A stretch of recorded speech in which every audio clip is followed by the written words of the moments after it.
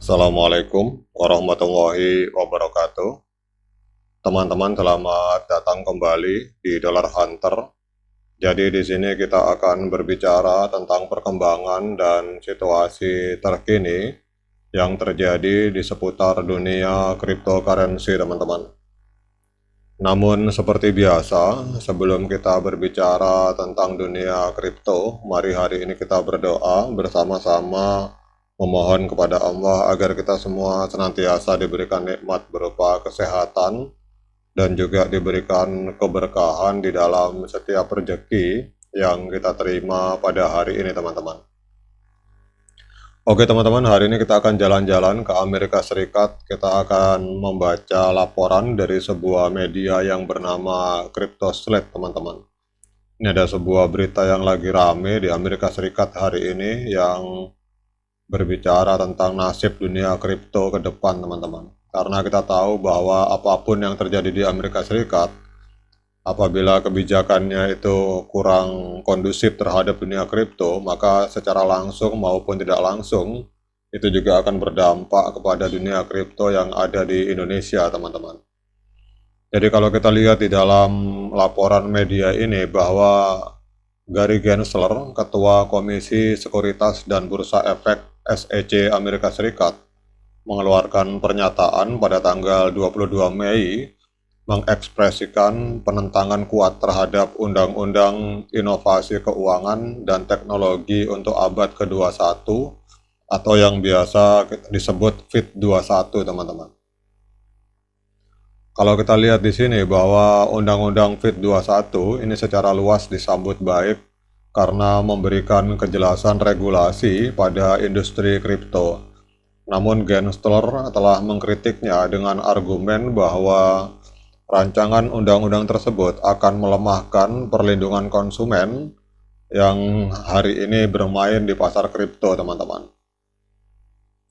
Kemudian yang menarik adalah pernyataan dari pemerintahan Joe Biden, teman-teman. Jadi pemerintahan dari Presiden Biden menyatakan bahwa mereka menentang pengesahan rancangan undang-undang tersebut, tetapi mereka tidak akan melakukan hak veto, teman-teman. Namun Gedung Putih walaupun menyatakan bahwa walaupun mereka menentang pengesahan rancangan undang-undang tersebut, namun Gedung Putih bersedia untuk bekerja sama dengan anggota dewan yang ada di Amerika Serikat atau anggota Kongres di Amerika Serikat untuk menciptakan kerangka regulasi yang komprehensif dan seimbang untuk aset digital, kemudian membangun pada otoritas yang sudah ada. Jadi kalau kita lihat di sini, ini Dewan Perwakilan Rakyat Amerika Serikat, teman-teman, ini akan dijadwalkan akan melakukan voting atau memberikan suara pada rancangan Undang-Undang FIT 21 tersebut pada tanggal 22 Mei, teman-teman. Jadi pada tanggal 22 Mei berarti kemarin, teman-teman, kita akan lihat update informasinya nanti ke depan karena ini informasi yang ada di media ini terlambat 1 hari, teman-teman. Karena antara kita dengan Amerika Serikat ini ada selisih untuk hari. Kemudian kalau kita lihat di sini, kita berbicara tentang penolakan dari Gary Gensler. Gensler memperingatkan bahwa rancangan undang-undang yang diusulkan itu akan menciptakan kesenjangan regulasi yang signifikan, kemudian melemahkan puluhan tahun preseden dalam pengawasan kontrak investasi dan akan menempatkan investor serta pasar modal pada resiko yang besar, teman-teman. Kemudian juga kalau kita lihat di sini, ini Gary Gensler, teman-teman, ini menyoroti bahwa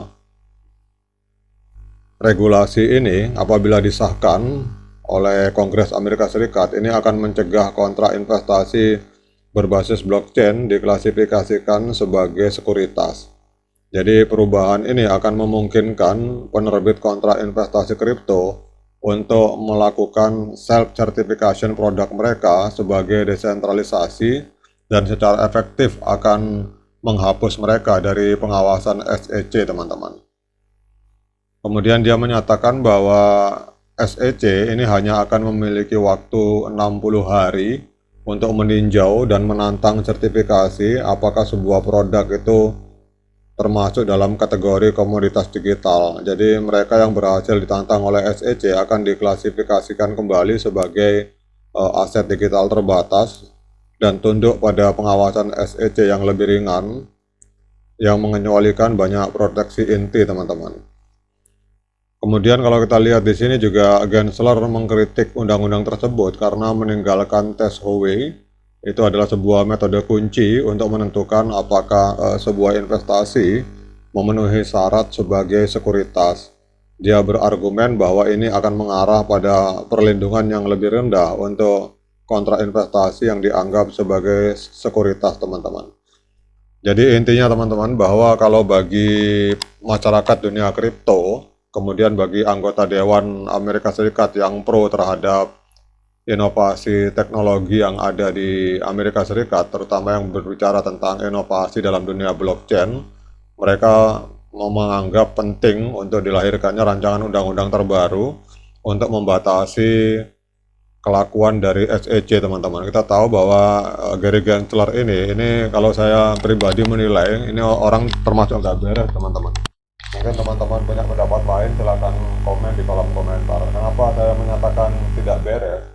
Karena beliau ini menghantam XRP atau Ripple, tetapi tidak berani menghantam Ethereum, teman-teman, karena mantan pimpinannya itu kerja di dalam perusahaan yang terafiliasi dengan Ethereum. Jadi ketua SEC lama sebelum beliau jadi ketua SEC itu menjabat di posisi strategis sebagai pejabat di Ethereum, sehingga Ethereum tidak dia sikat, tetapi perusahaan-perusahaan lain di luar Ethereum itu dia sikat, teman-teman.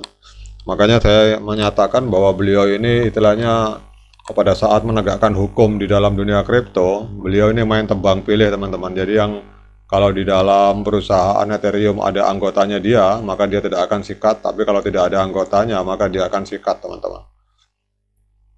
Nah, kemudian kita akan lihat apa dampak dari informasi ini terhadap Bitcoin, teman-teman. Kalau kita lihat Bitcoin untuk hari ini masih mengalami koreksi sebesar 0,75%.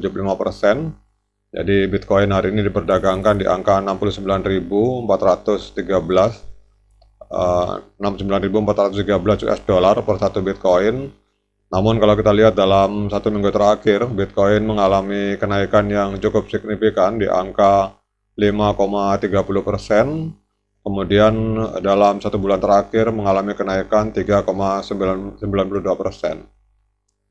Oke teman-teman, demikian update informasi dari Amerika Serikat tentang Ketua SEC Gary Gensler yang tidak sepakat dengan adanya rancangan undang-undang FIT 21, padahal menurut banyak kalangan undang-undang ini penting untuk membatasi kelakuan dari SEC yang dinilai banyak kalangan ini sangat merugikan bagi komunitas kripto yang ada di Amerika Serikat.